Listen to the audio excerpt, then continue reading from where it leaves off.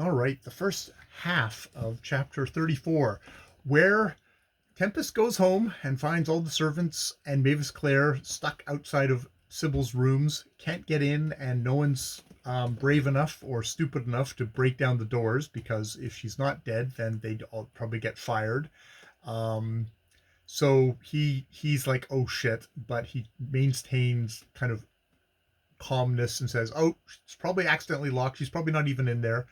And they break down the door. He goes in. He has a kind of a terrifying search around in the darkness trying to find the light switch. There's so much goods, so much. He's so much goods. It's like as an empress of old piled up, for her pleasure. He touches something cold and clammy, clothed in silk. Find a silk that rustles, and that terrifies him. Before that, he sees a spectral image who points that terrifies him, but it more terrifies him when he touches the dead body.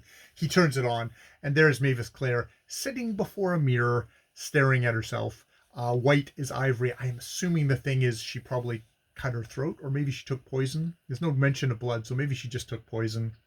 She's dead, and Mavis Clare, he calls for Mavis Clare, but the sight Mavis Clare breaks down in tears and sobs in front of her, but that really pisses him off because it's like, why would you cry for something that sorrow is not your own, which is kind of revealing in itself about the selfishness of Jeffrey Tempest, but also that she is so pure and good, and you shouldn't be crying over this fiend. This is a horrible, horrible, horrible woman.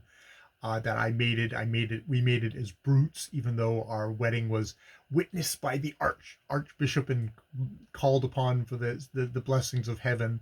And he sends her away saying, tell all the servants, yeah, they can fucking eat as much as they want. This is all going to be just kind of grist for the mill. They're gonna eat and gossip, and it's gonna be great for them. They don't give a shit. I fucking hate. We parted as enemies, basically. The last thing.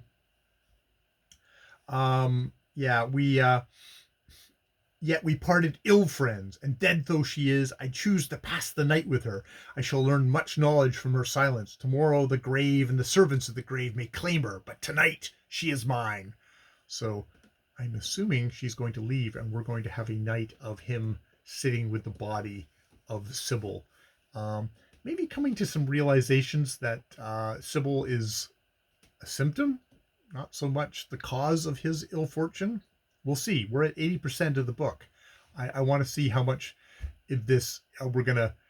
I'm assuming the climax of this, the end of this book is going to kind of come down to him realizing how much this is him. This has all been him right from the beginning. This has all been him. He's just been given the rope and he's hung himself. But we'll see. We'll see. So yeah, that is the first half of chapter 34 of The Srrws of Satan. Very, very dramatic, very melodramatic.